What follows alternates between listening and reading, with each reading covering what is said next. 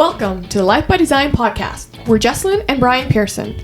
Struggling to align your financial goals or confidently invest in real estate as a couple?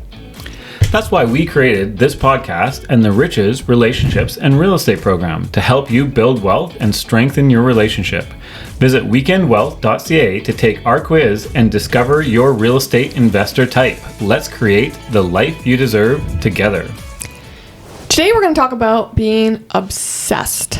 So one of our mentors, Grant Cardone, wrote a book called Be Obsessed or Be Average. And so this episode is about our experiences with how we found obsession in our lives. And we hope you hear something that resonates with you and you can find your obsession too. So let's talk about what it means to be obsessed.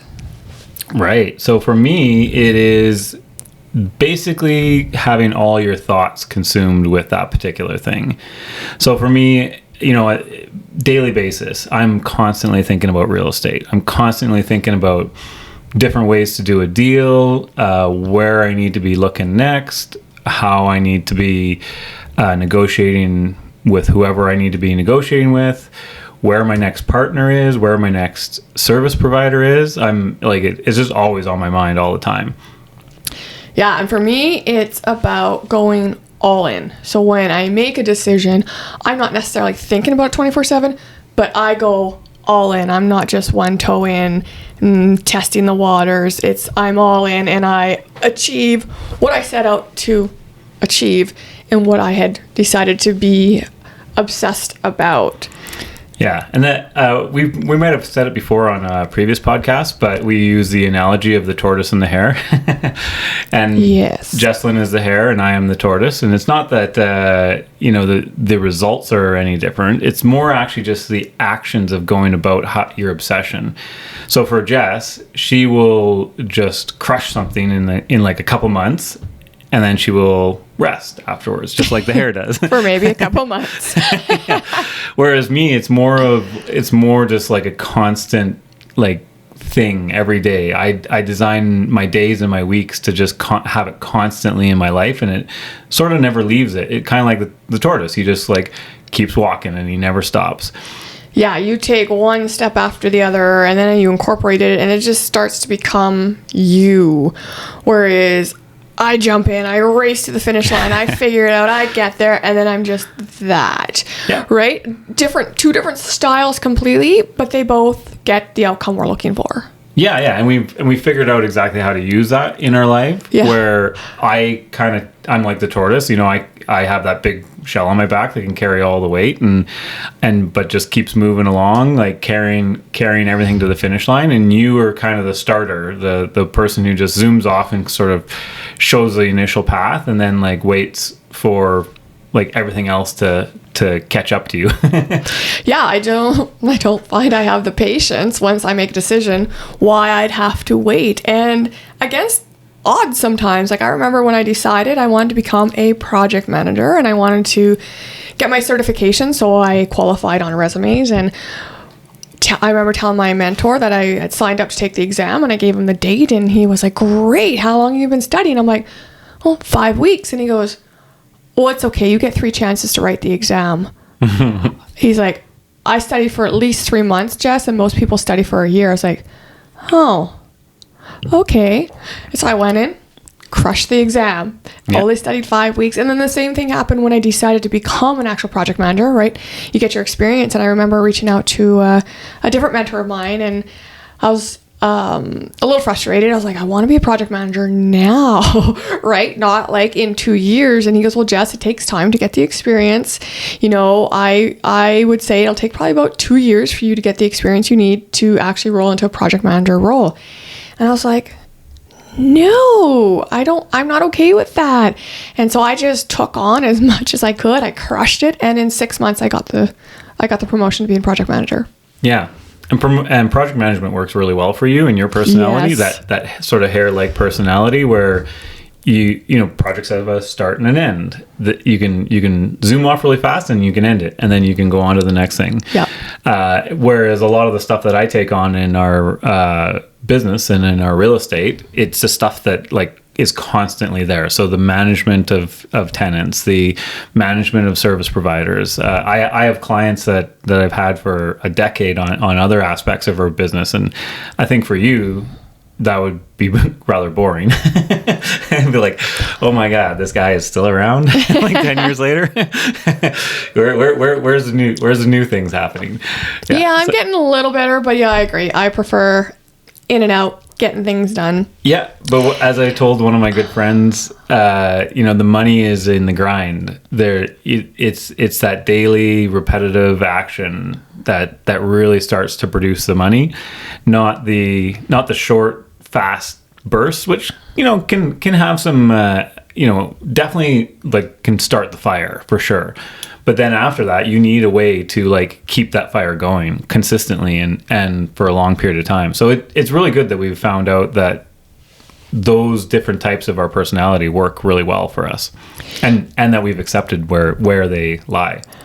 Oh, absolutely. Mm-hmm. I mean, I know when we decided to do real estate, we just jumped in on our first deal together. Mm-hmm. It was probably a little more me convincing you in hindsight when I go back and look, but we did it, and we stayed on that for a few years before we decided to look at a different concept. So instead of condos and single family houses, we jumped into suited homes. Mm-hmm. But when we did, we jumped all into real estate. But then when we realized there was maybe different options, we jumped all in and just did suited homes, right? Mm-hmm. And we bought, I think, 4 suited properties or 4 properties. 3, yeah. 4, and then we suited total, them. Yeah. And then, but we did that back to back as opposed to just trial and erroring. And that was in, I think, 2, maybe 3 years total to get all those 4. And then we realized, okay, that really worked for us. So we stuck with those for a while and decided to shift our portfolio and remove the condos, which aren't really mm-hmm. our favorite investment type. And then as of late last year, we decided to go all in on multifamily. Mm-hmm. Yeah. And to rewind and just let the audience know how obsessed we were at each different stage. So when you say we jumped into real estate, we had known each other for 6 months or 7 months, I think, at that point. When it was in 2009. It was 6 months. Yeah. So there we go. So we were not married. We had only been dating for 6 months. I think we'd only been living together for 1. Yeah, maybe. I don't recall, but yeah, it was this makes sense. Let's go and do this, and we just jumped into our first condo. I had a tiny bit of property management experience at that point, but really, the property I had at that point was 5 hours away and managed by family, more or less. Yeah, family and friends. So I didn't really have any property management experience at that point. So even our first condo was like going in blind on property management. Yep. Or even, well, I guess you had some real estate experience, and I had bought real estate, but it was like personal purchase. It wasn't like for renting out, right? And so, jumped in with 0 experience on my side. Yeah, and then when we went into suited properties, we actually found one suited property that we really, really liked, and we went, wow, this works. Refinanced our entire house and bought 3 more almost immediately afterwards. Yeah. So it was like, hey, this, that first thing really worked, and then just like literally put all of our resources behind that one thing and created a total of 4 of them.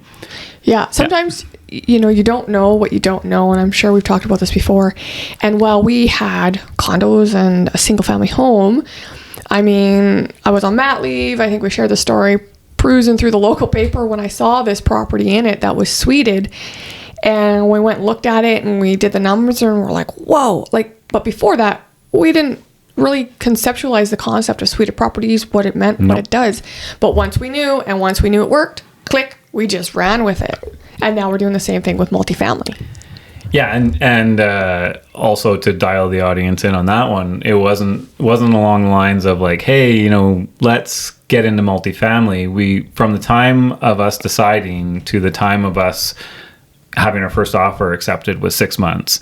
Yep. Yeah, and that includes all the ramp up time of learning it, like finding partners, getting all the new realtors, because we didn't have commercial realtors at that point. Right. New mortgage brokers, because we didn't have commercial mortgage brokers at that point. So all these new service providers, all these new team members, and all the education around it, all in 6 months. And then we also went through another round of refinancing and ended up creating it will soon be about $800,000 of equity that we're going to throw into the multifamily. So it wasn't like we started saving when we decided. It was like, where do we have resources? How can we put this into this thing that we want? And let's go. 6 months later, actually it'll be exactly 10 months from the time we decided to the time we're closing on our first multifamily. So it was all rather quick. No, there was no real waiting period in there. Yeah, and it wasn't a matter of us going, okay, we want to get into multifamily, we're going to learn about it, and then maybe buy a property in a year or two. It was like, no, we want to get into multifamily. Here's our goals for the next 5 years. So these are the targets we got to hit in year 1, 2, 3, 4, and 5. Let's go. Yep, we have a 5-year plan. Yep. I also have like a property to property plan. So like one of the things that annoyed you initially in the last like 10 months here is I wanted it to outperform our current portfolio, which our current portfolio is doing very, very well. Yeah. The multifamily market sometimes is very difficult to find something of that caliber. You have to have either a lot of money to buy it, renovate it, and do all the hoops and tricks that you have to do to get it up to that level. So it was a little bit of a frustration to you because you just wanted to buy a multifamily thing that worked, and I was like, nope. We're there. Here are some metrics. I was obsessed. You were. Well, I figured, like, why would we ever step backwards? Why would we ever step backwards on something that really, really works? Why would we go lower than that? And sure enough, I think I waited maybe 2 months more than even I would have liked. I was starting to get antsy. And then we found the property that like blew our portfolio out of the water. And not only that, but now in my obsession of trying to think this stuff out all the time, I am seeing so much more potential in other properties that can also outperform our portfolio. You commented that you were starting to get antsy. As a tortoise, imagine a hare. Yeah. I was literally ready to pull my own hair out. I was like, just buy one already. Well, like you said, you're getting better, and I'm getting better. So the hare and the tortoise are rubbing off on each other a little bit. I pushed it out and said, it'll happen when it's meant to happen. It'll happen when it's meant to happen. It just kind of went, when we're ready, we'll do it. Well, and I passed that property. I've shown that property to a number of seasoned multifamily investors, and they're like, I hate to tell you, Brian, but like you have an exceptional property here. You might be disappointed into the future because you're not going to find anything quite like it.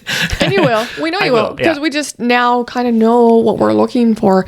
And I find, like, again, when we're talking about be obsessed, when we figure out something that we feel is going to work for us, we just get obsessed. I just remember back in, I think it was 2017, you sat down and you looked at our mortgage, what was left. It was coming up for renewal in October.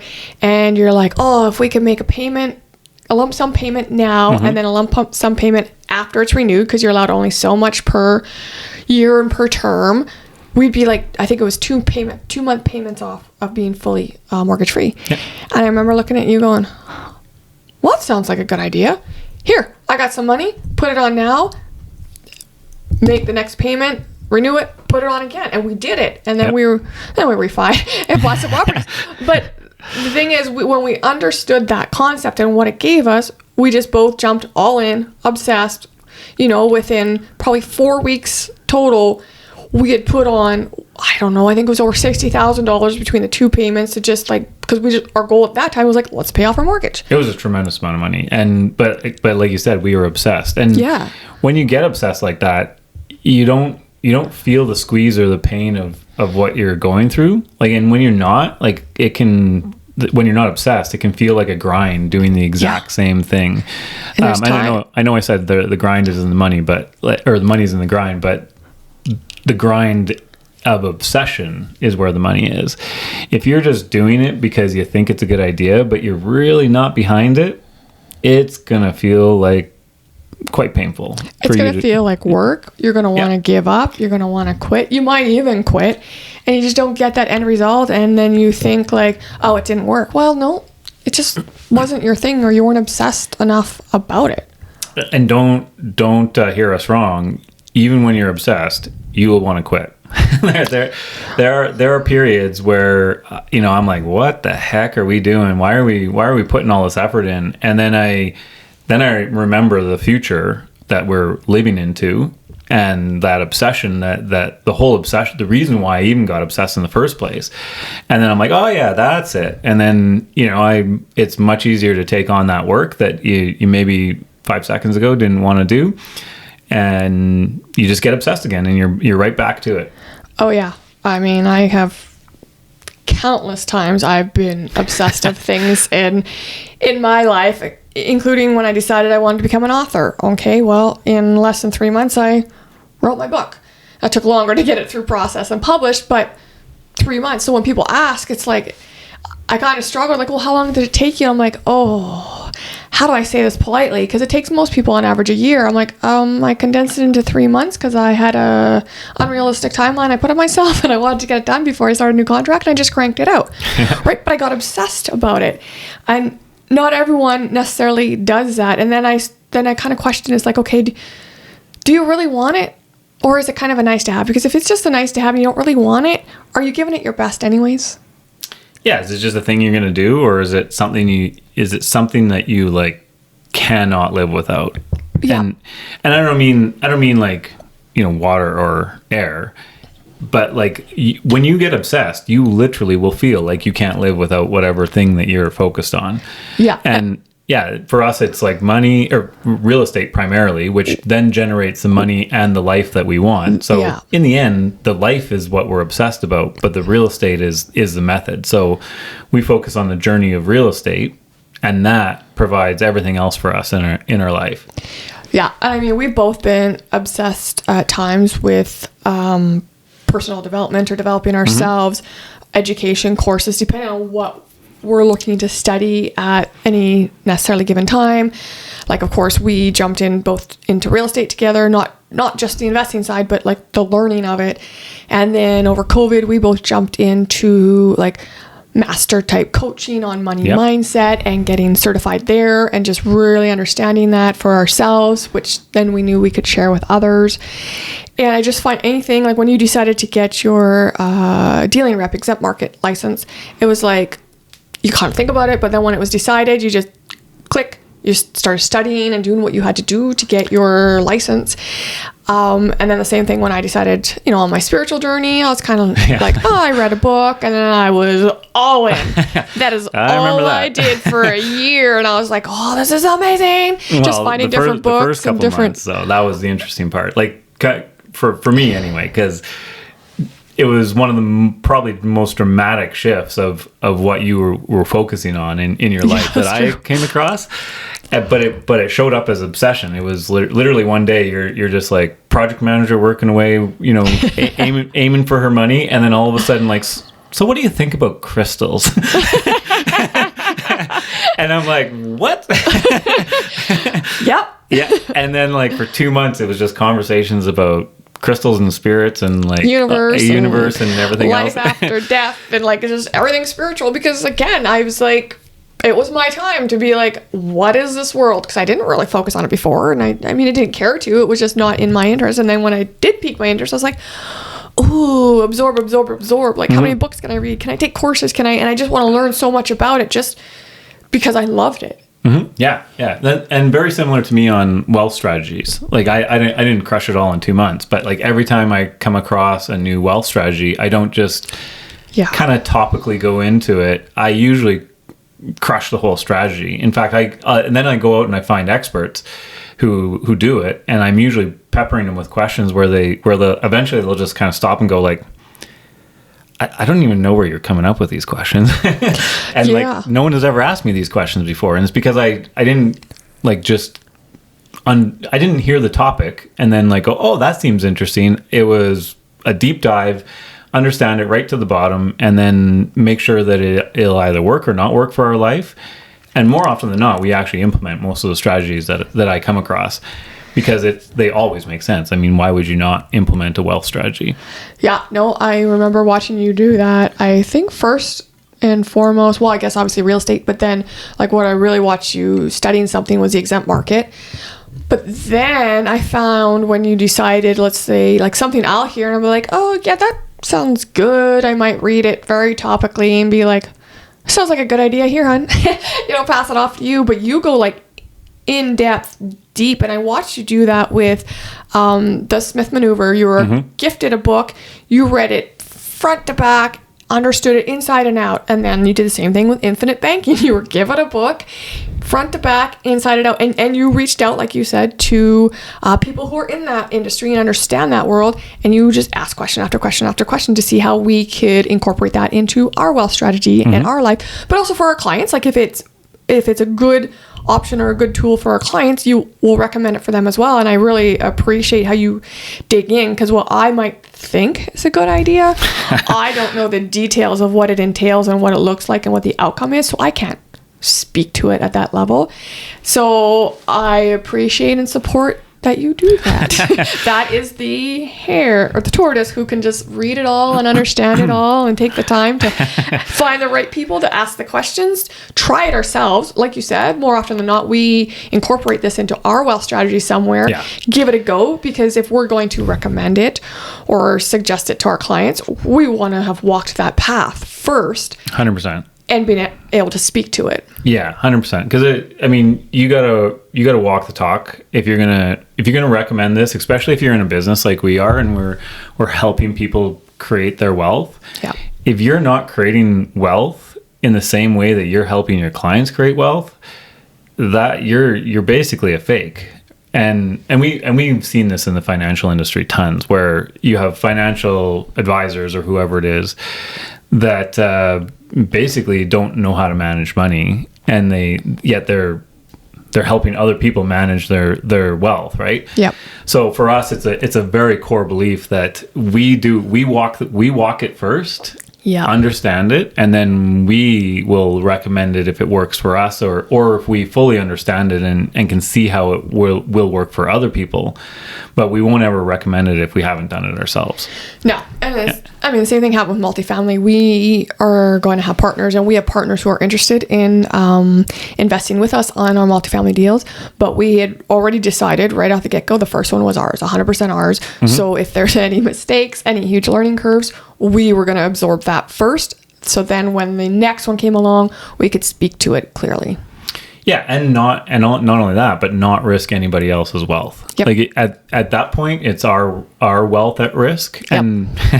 And in the end, it worked out really well for us, because our obsession has allowed us to carry us through any of the problems. Yes. And not only that, but the money we've lost has been made up for in education, and we've never made the same mistake twice. No. And we, well, except for that one suite that I moved in 3 people in one day twice. Yeah, but that was not a financial mistake. That actually was a gain for us. That was just a hair puller and a like, why did I do this mistake? Yeah. But short of like some of those mistakes, we've never ever replicated them, and that's a core belief, is to like get the mistakes under our belt so no one else has to experience them. And at that point, we can go out and we can help other people and ourselves build true wealth. Absolutely. Mm-hmm. So we're going to wind this down, wrap it up, if you will. What is the most important takeaway from what we discussed today? I'd say, again, mine is, when you make a decision to do whatever it is you want to do, go all in, or don't waste your time. Mm-hmm. Mine is just ask yourself, how much of my thoughts is this going to consume? And if it's not 100%, like if you don't think that you're going to think about this all the time, probably not for you. Go find a different path where you're gonna be obsessed about thinking about whatever you're trying to attack. Thanks so much for tuning in. Listen for more real estate investing stories in the next episode of the Life by Design podcast. Before you go, don't forget to visit weekendwealth.ca to take our quiz and discover what type of real estate investor you are. We release new episodes every 2 weeks, so be sure to hit the subscribe button on your favorite podcast app. Thank you for joining us on this journey to create your life by design. Thanks again for listening. It's been a pleasure being with you today.